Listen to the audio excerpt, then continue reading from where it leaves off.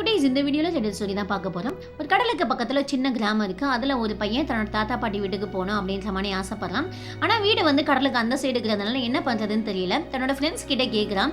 கேட்கும்போது அவங்களும் வரேன்னு சொல்லிடுறாங்க. ஆனால் அவங்களுக்கும் கடலை பற்றி நாலேஜ் இல்லை.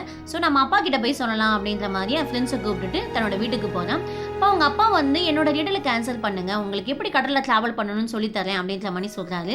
சரின்ட்டு அந்த பசங்களும் என்ன ரிடல் அப்படின்னு கேட்குறாங்க. அது என்ன ரிடல் அப்படின்னு பார்த்தோம்னா, நான் தொலைஞ்சு போகலை, ஆனால் நான் அலைஞ்சிக்கிட்டு இருக்கேன். எனக்கு கண்கள் கிடையாது, ஆனால் என்னால் பார்க்க முடியும்.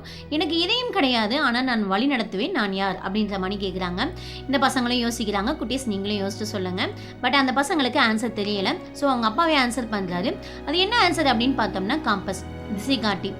ஸோ அதில் ஒரு பையன் வந்து கேட்குறான், இது எதுக்கு, இது வந்து புதுசாக இருக்கே அப்படின்ற மாதிரி கேட்குறான். இப்போ அவங்க அப்பா வந்து சொல்கிறாரு, இது வந்து திசையை காமிக்கிறது, நார்த் அண்ட் சவுத் டைரக்ஷனை காமிக்கும். இதை யூஸ் பண்ணோம் அப்படின்னா கடலில் வந்து ட்ராவல் பண்ணலாம் அப்படின்ற மாதிரி சொல்கிறாங்க. சரின்ட்டு அந்த காம்பஸை வாங்கிட்டு அவங்களும் அப்படியே கடலில் ட்ராவல் பண்ணுறாங்க. ஒரு இடத்துல வந்து அந்த காம்பஸ் வந்து கடலில் விழுந்துருச்சு. தெரியலை அந்த பசங்களுக்கு என்ன பண்ணுறதுனேவும், ரொம்ப பயம் வந்துச்சு. அவன் ஃப்ரெண்ட்ஸ் எல்லாம் வந்து இல்லை நம்ம வீட்டுக்கே போயிடலாம் அப்படின்ற மாதிரி சொல்கிறாங்க.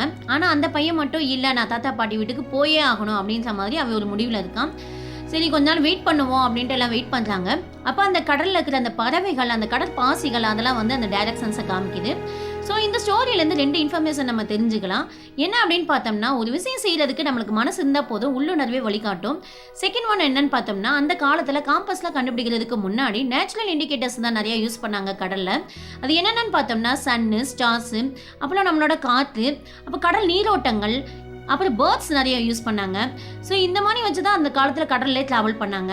இதே மாதிரி அடுத்த வீடியோவில் நல்ல ஒரு மாடலோட மீட் பண்ணுறேன். தேங்க்யூ.